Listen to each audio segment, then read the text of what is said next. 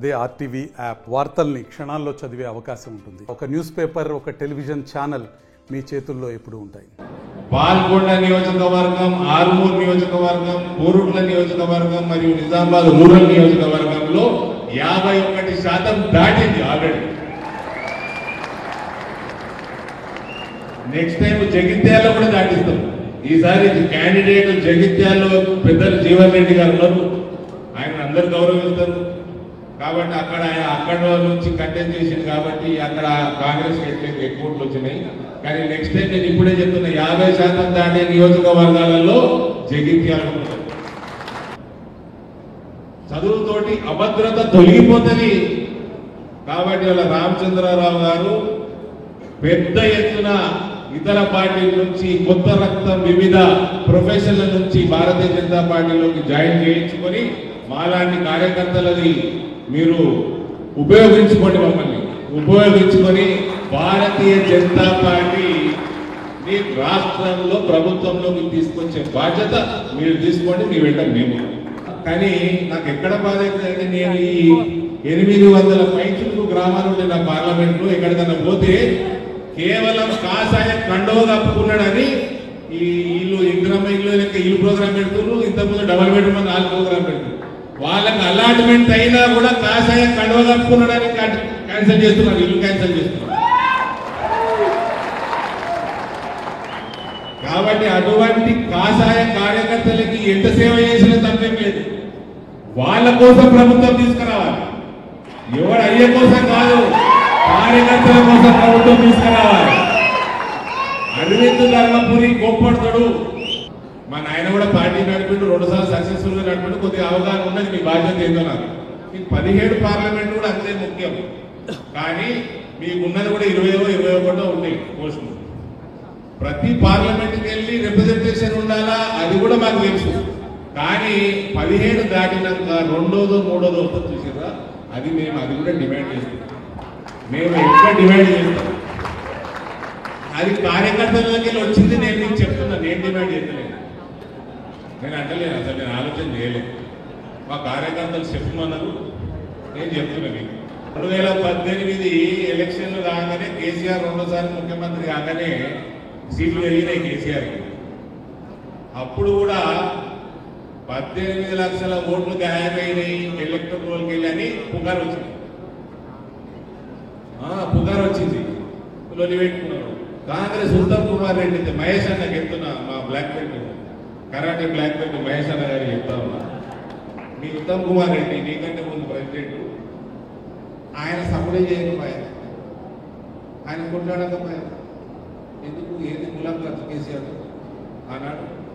ఒకవేళ ఓటు చూరు అయ్యి ఉంటే మరి ఆనాడు కేసీఆర్ గెలిచింది కదా, మరి ఏమైంది, మరి ఎందుకు మాట్లాడుతుంది, మరి ఎందుకు మాట్లాడలేదు? ఉత్తమ్ కుమార్ రెడ్డి ఫస్ట్ ఉత్తమ్ కుమార్ రెడ్డిని అడుగు మహేష్ అన్న,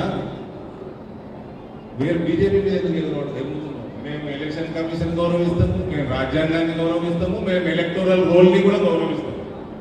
మా దగ్గర అందరూ నిల్చుంటాం, లోకల్ పార్టీలు అందరూ గట్టిగా కాంపిటీషన్ విపరీతంగా ఉన్నది. ఒక్క ఓటు ఇండియాట్ అయితే వాళ్ళు రోజు ఓటర్ లిస్ట్ చూసుకుంటారు, రోజు చూసుకుంటారు ఓటర్ లిస్ట్. నేనైతే వాళ్ళ నమ్మకంతో నేను వెళ్ళిపోతా ఓటర్ లిస్ట్ కూడా ఎలక్షన్ అయితే. ఒక్కటి కింది మీదకి అయితే వాళ్ళ వాడలు కానీ వాళ్ళ గ్రామంలో కానీ తెలియదా? మరి అప్పుడు అయినట్టు బయటకు వచ్చింది, అయినట్టు 2018 నేను అంటలేని అయిందని.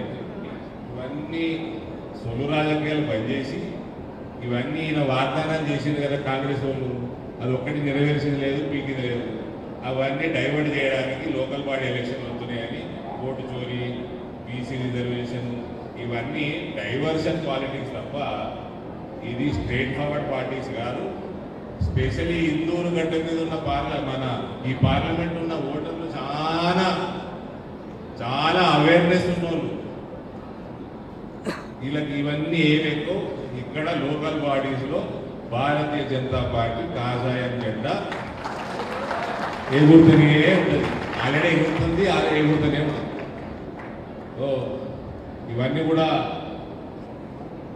మీడియా ముందర మీ అందరికీ దృష్టిలో తెలియజేస్తూ మరోసారి కార్యకర్తలకి నా వంతు వీలైనంత నేను అందుబాటులో ఉంటున్నా కాబట్టి అన్ని రకాలుగా అది నా అదృష్టంగా భావిస్తూ ఇవాళ ఈ కార్యక్రమానికి విచ్చేసిన అందుకే ఆ ఓటు చోరీ చెప్తున్నారు.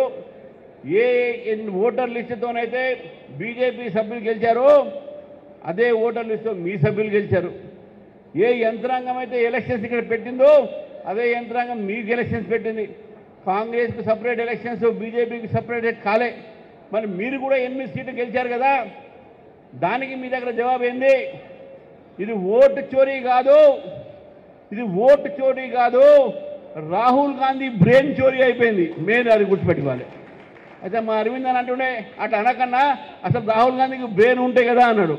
అంటే అది కొద్దిగా గొప్ప ఉంటుంది, మీరు మొత్తం ఉండకపోవచ్చు, కొంత గొప్ప ఉంటుంది. ఆ బ్రెయిన్ చోరీ అయిపోయి ఈరోజు కాంగ్రెస్ నాయకులు ఈ విధంగా మాట్లాడుతూ ఉన్నారు. మరి ఈరోజు తెలంగాణలో ఉన్నప్పుడు ఇక్కడ నేను అడుగుతా ఉన్నాను, మరి మాట్లాడుతూ ఉన్నారు బీసీ ఒక రిజర్వేషన్ గురించి.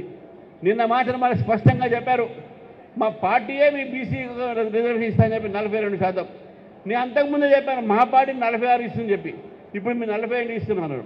42లో మన 10% ముస్లింలకు ఇస్తున్నారు, అంటే 32 మాత్రమే మీరు ఇస్తున్నారు. కానీ భారతీయ జనతా పార్టీ ఇచ్చేటటువంటి 46% రిజర్వేషన్లు కేవలం బీసీలకే, అసలైన బీసీలకే ఇస్తుందని చెప్పేసి కూడా ఈరోజు సభాముఖంగా తెలిసిన మిత్రులు. ఎందుకంటే రిజర్వేషన్లు బీసీలకు ఏది ఉన్నాయో అది బీసీలకే చెందాలి, అందులో వేరే మతానికి వచ్చే అవకాశం లేదు. భారతీయ జనతా పార్టీ ముందు నుంచి చెప్తా ఉన్నాం, మేము మతం ఆధారమైనటువంటి రిజర్వేషన్కు వ్యతిరేకం అని చెప్పేసి. మతం ఆధారమైన రిజర్వేషన్కు వ్యతిరేకంగా చెప్పినప్పుడు కూడా ఈరోజు కేవలం ఓట్ బ్యాంక్ పాలిటిక్స్ కోసం కాంగ్రెస్ పార్టీ ముస్లింలకు 10% రిజర్వేషన్లు ఇచ్చి బీసీలకు 10% రిజర్వేషన్ తగ్గిస్తుందనే విషయాన్ని కూడా ఈరోజు తెలంగాణ ప్రజలు తెలుసుకోవాల్సిన అవసరం ఉన్నది మిత్రులారా. నిజంగా మనం ఆలోచిస్తే కాంగ్రెస్ పార్టీ ఈరోజు రైతులను రెచ్చగొట్టే ప్రయత్నం చేస్తూ ఉన్నారు. రైతులను రెచ్చగొట్టే ప్రయత్నం చేస్తున్నట్టు ఈ సమయంలో యూరియా విషయాన్ని మాట్లాడుతూ ఉన్నారు మిత్రులారా. నేను చెప్తా ఉన్నాను, మొన్న కూడా చెప్పాను, ఈరోజు యూరియా ఎక్కడ కూడా భారతీయ జనతా పార్టీ ప్రభుత్వం కేంద్రం నుంచి ఎక్కడ కూడా సప్లైలు తక్కువ చేయలేదు. ఇది కృత్రిమమైనటువంటి కొరత. మంత్రుల స్టేట్మెంట్తోని, కాంగ్రెస్ నాయకులతోని, దళారీలతోని ఇది చేస్తున్నటువంటి ఒక కృత్రిమ కొరత కాంగ్రెస్ పార్టీ, కాంగ్రెస్ నాయకులు, కాంగ్రెస్ ప్రభుత్వం సృష్టించిన కొరత ఇది. కాబట్టి రైతులు ఒకసారి తెలుసుకోవాలి. నేను అనేక జిల్లాలు తిరిగాను, కలెక్టర్లతో మాట్లాడాను, ఎక్కడ కూడా రైతులకు కష్టం రావట్లేదు చెప్తా ఉన్నారు. చివరికి ఒక మాట చెప్తా ఉంటాం మిత్రులారా, ఈరోజు ఈ కాంగ్రెస్ ప్రభుత్వం రాబోయేటటువంటి స్థానిక ఎన్నికల్లో వాళ్ళని ఓడించాల్సిన అవసరం ఉన్నది. ఎందుకంటే స్థానిక ఎన్నికలని, స్థానికమైనటువంటి సంస్థల్ని నిర్వీర్యం చేసింది కాంగ్రెస్ పార్టీ, బీఆర్ఎస్ పార్టీ రెండు కూడా. కేంద్ర ప్రభుత్వం నుంచి 73, 74 సవరణలో ఈరోజు రాష్ట్రాలకు ఏదైతే స్థానిక సంస్థలకు ఇచ్చినటువంటి ఒక నిధులు ఏది ఉన్నాయో ఇది దారి మళ్లిస్తున్నది కాంగ్రెస్ పార్టీ. 19 నెలలు అయిపోయినాయి, సర్పంచ్ కాలం పూరి అయిపోయింది, ఎంపీటీసీ జెడ్పీటీసీలో ఒక పీరియడ్ అయిపోయింది, అయినా కూడా మీరు ఎన్నికలు పెట్టట్లేదంటే మీరు ఓడిపోతారనే భయంతో మీరు పెట్టట్లేదనే విషయాన్ని మనం గుర్తుపెట్టుకోవాలి. మీరు ఓడిపోతారనే భయంతో పెట్టట్లేదు. కాబట్టి నేను మాట్లాడుతూ ఉన్నారు, బీసీ రిజర్వేషన్ అన్నారు, మీరు ఇవ్వలేరు, మాకు తెలుసు, మీకు చిత్తశుద్ధి లేదు. పైగా మాట్లాడతారు మన బండి సంజయ్ గారి మీద అన్నాడు దేశ్ముఖ్ అంట, మోదీ గారి మీద అన్నాడు ఆయన కన్వర్టెడ్ బీసీ అంట. అయ్యా బాబు, మీ నాయకులు ఎంతమంది కన్వర్ట్ అయ్యారు చూసుకోండి. కన్వర్ట్ రేపు అవుతున్నారు, ఇంకా చాలామంది పార్టీ వాళ్ళు మన పార్టీకి కన్వర్ట్ అవుతున్నారు విషయాన్ని గుర్తుపెట్టుకోండి. మీరు కొత్త వాళ్ళు జాయిన్ అవుతారు, అరవింద్ గారు చెప్పారు, కొత్త వాళ్ళని తీసుకురాని చెప్పి. నేను ఈరోజు ఈ వేదికతో నేను అందరినీ కోరుతా ఉన్నాను, ఇద్దరు ఒకటైతారు, బీజేపీ రానియకుండా, బీజేపీ బలపడకుండా మరి ఏవో మాట్లాడుతూ ఉంటారు. మీకు దమ్ముంటే మీరు బీఆర్ఎస్ ఒకటే కాకపోతే నేను కాంగ్రెస్ ప్రభుత్వాన్ని అంటున్నాను, మీరు కాళేశ్వరం సంబంధించిన కేసు కానీ, ఫోన్ ట్యాపింగ్ కేసు కానీ సిబిఐ గొప్పచెప్పండి, సిబిఐ గొప్పచెప్పండి. మీరు చేయలేరు, మీకు ఇష్టం లేదు, కోర్టు చెప్తే కానీ మీరు చేయరు. ఎందుకంటే మీరిద్దరు లావాదేవీలు ఉన్నాయి కాబట్టి ఒకరు నోటు కేసు తప్పించుకోవాలని వాడు ఫోన్ ట్యాపింగ్ కేసు పెట్టి ఇద్దరు కూడా తప్పించుకునే ప్రయత్నం చేస్తున్నారు. ఇది తెలంగాణ ప్రజలు తెలుసుకోవాల్సిన అవసరం ఉన్నది. కాబట్టి మిత్రులారా, ఈ రెండు పార్టీలు కూడా జాగ్రత్తగా ఉండాలి. ఈ రెండు పార్టీలు కూడా తెలంగాణ ప్రజల సంక్షేమం ఆలోచించదు. మోదీ గారి నాయకత్వంలో భారతదేశం ఈరోజు ఆర్థికంగా 4వ స్థానంలో ఉన్నాం. రేపు తెలంగాణలో బీజేపీ ప్రభుత్వం వస్తే, రేపు తెలంగాణలో మున్సిపాలిటీస్లో బీజేపీలు గెలిస్తే, రేపు గ్రామ సర్పంచ్గా, ఎంపీటీసీలుగా, జడ్పీటీసీలుగా బీజేపీ గెలిస్తే కేంద్ర ప్రభుత్వం మన వెంటనే ఉంటుంది. ఒక డబుల్ ఇంజన్ సర్కార్ తెలంగాణలో కూడా వస్తుందని చెప్పేసి ఈరోజు మీకు తెలియజేసిన నిజంగా ఈరోజు నిజంగా సంతోషంగా ఉంది. ఈరోజు చాలామంది ఇక్కడ యువకులు ఉన్నారు. ఇది యువకుల పార్టీ ఈరోజు బీజేపీ. ఒక నూతనమైన రక్తం బీజేపీలో వచ్చింది. మరొకసారి చెప్తా ఉన్నాను కార్యకర్తలకు, నాయకులకు, మనం ఎవరు వచ్చినా పార్టీలు అందరూ కూడా మనం స్వాగతిస్తాం. ఈరోజు చాలామంది ఎంపీలు, ఎమ్మెల్యేలు, ఎమ్మెల్సీలు ఎవరైతే మాజీలు ఉన్నారో ఇతర పార్టీలో వాళ్ళు బీజేపీ వైపు చూస్తూ ఉన్నారు. బీజేపీ వైపు చూస్తూ ఉన్నారు. చాలామంది రూలింగ్ పార్టీలో, అపోజిషన్ పార్టీలో కూడా సిట్టింగ్ ఎమ్మెల్యేలు కూడా ఈరోజు బీజేపీ వైపు చూస్తూ ఉన్నారు.